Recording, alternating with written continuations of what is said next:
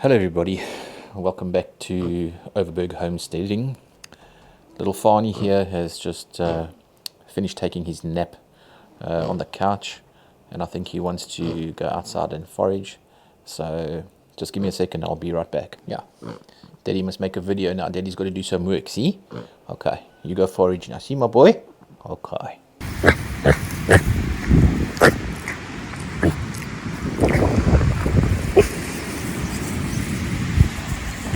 Great, Farney's out foraging. Okay, if you're new to the channel, my name's Jonathan. My wife Elsa and I have bought a rather dilapidated old farmhouse on a plot around about 3,000 square meters in the Overberg region of South Africa.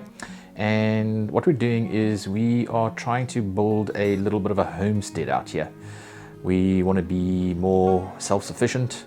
We want to be less reliant on the government as much as possible. So on this channel, basically what we're doing is just sharing our journey with you guys and just letting you know what we're up to. Sometimes we call it the funny farm, but yeah, because it does get a bit strange here sometimes, and yeah, sometimes a bit crazy. But anyway, we're sharing the journey on our channel together with our two pet pigs. You've just met Farney and little Dolly as well, and then we've got quite a number of chickens as well. So if you want to see how we got to where we are at this present stage, go and have a look at our first videos on the channel.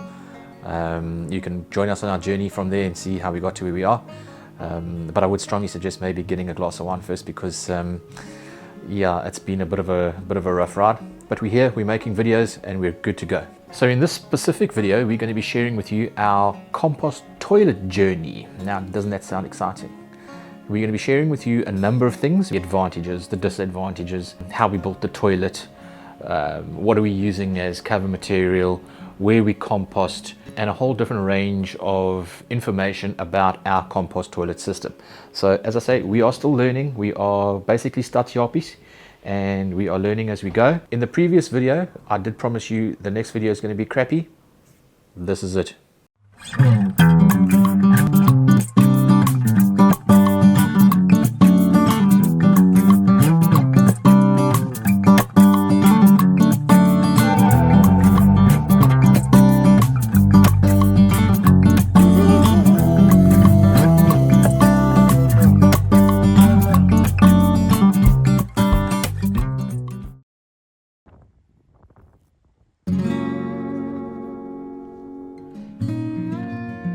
Okay, so let's start off with the compost toilet itself. All right, it's basically a very rudimentary wooden box that we've built, that in our case we've opted to go for a 20-liter bucket, and then what it's got is a wooden lid that has got a standard toilet seat on it. What you would then do is take the 20-liter bucket and put it inside the wooden structure, put your top onto it, that's got the toilet seat on it, open it up, and then you would fill the bucket with what they would call cover material. Now in our case, what we're doing is we get pine shavings at the local sawmill, so it's very cheap. It's untreated pine shavings, and that's the cover material that we're going to be using after you've made the deposit.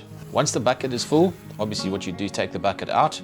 In our case, we put a lid on it, and then we would take it down to the composting area where it's actually physically going to do the composting. Just remember one thing, a lot of people make the mistake of calling their toilets composting toilets. This is not a composting toilet, it's a compost toilet. And why do I say that? Because the composting doesn't take place in the toilet. The composting actually takes place in a different area where you would go and empty the buckets into. So it's not a composting toilet. If you're using a composting toilet, you're doing it wrong. It's a compost toilet. So as you can see, little Farney's decided to come back inside for a snuggle, and that's probably one of the reasons why we don't get too much done as far as making videos are concerned.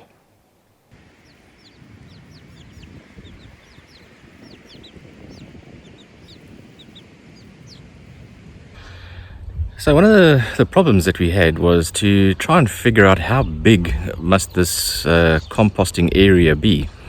You basically have to work out how much poop are you going to have, and over a period of time, which is usually about a year. So you want to fill up a bin in a year and then let it stand for a year as well in order to do the composting. If you're a bit iffy, you can leave it for a bit longer than that. But the problem is, how big do you make this bin? Okay, so what we thought was we would do a 2.4 meter by 1.2 wide bin system, and we're going to make it a double bin system. So we'll allocate one part, which will be here on the left hand side of the bin, to the working pile, if you want to put it that way, and then just see how it goes, because we just don't really know how many buckets we're going to fill and what sort of area. So it's basically going to be 1.2 by 1.2 by 800 high, and we'll see how it goes. And then the bin part on the right hand side will be used as a backup or a spare. We'll probably just keep our buckets in there, the filled buckets, and then also our bale of hay that we're going to use as a cover material. Hello babies, are you watching Daddy build? Hello babies.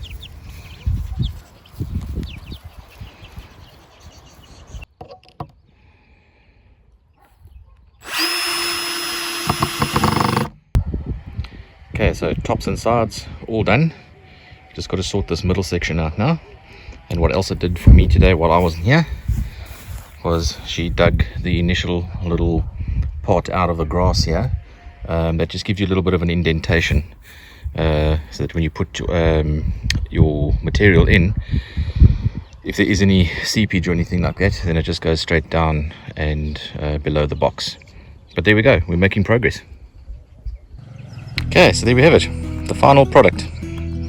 Centerpiece is in, and what I've done is I've added these little boards in here that we can sort of just help us to access the manure a little bit easier, as opposed to having it all solid in the front and then having to climb in there and do our thing. So but that's basically the build. Elsa's done the little pit in the center there. So the last part now is to get it ready for the buckets, and the buckets are all standing over there making the plot look terrible. So all we've got to do now is just get a bale of hay, come and put some cover material on the bottom, and then do the buckets. And Elsa's just got to go fetch some hay to use as the cover material.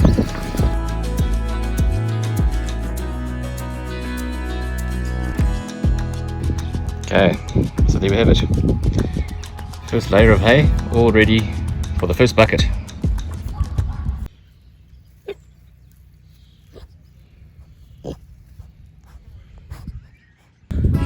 Now if you follow our channel, you'll know that on the channel we try and be as brutally honest with you as possible about how we're living our lives and what takes place, and I'm going to be really, really honest with you right now.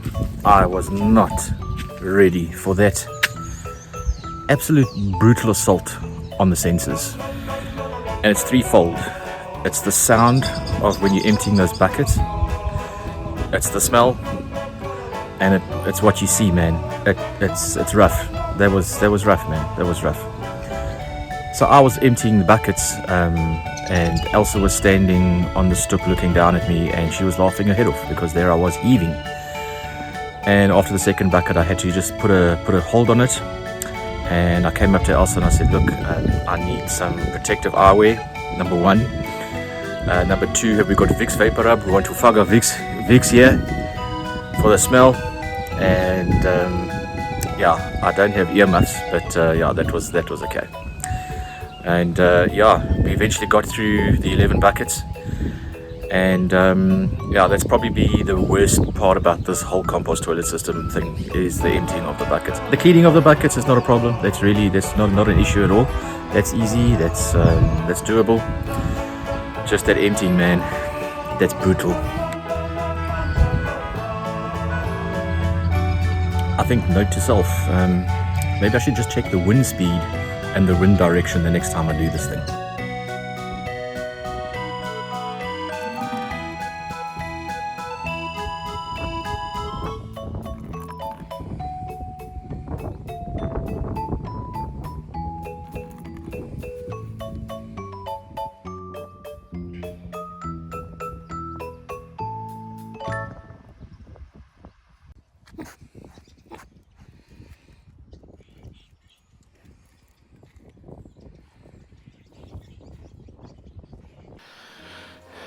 Okay, enough messing around. Let's get to the whole discussion about the pros and cons of this composting toilet system that we're busy using.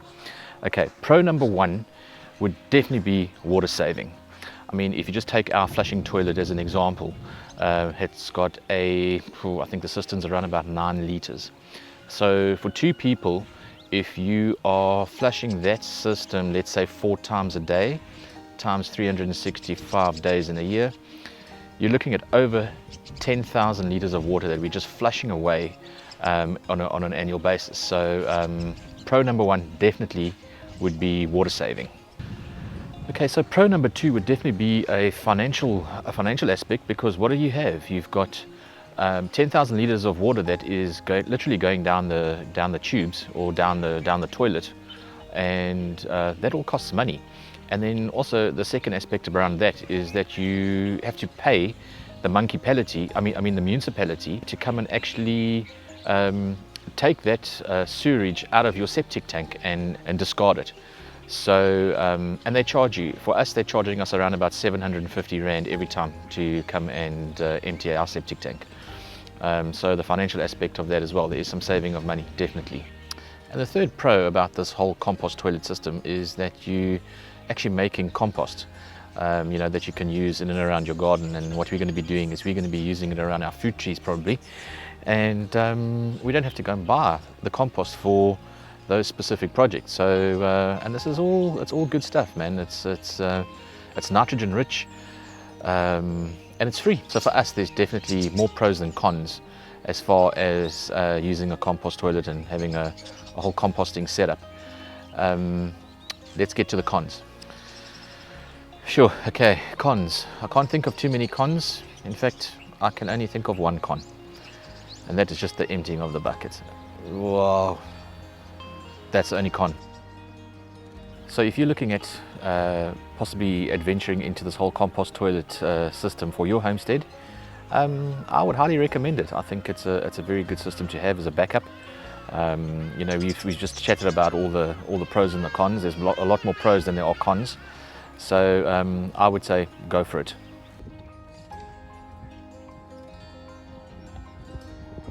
So there we have it, our little adventure in the compost toilet realm. If you found this video informative, maybe think of liking and subscribing to the channel. Share it with your friends and family perhaps. Thanks for watching, and then we'll catch you on the next one.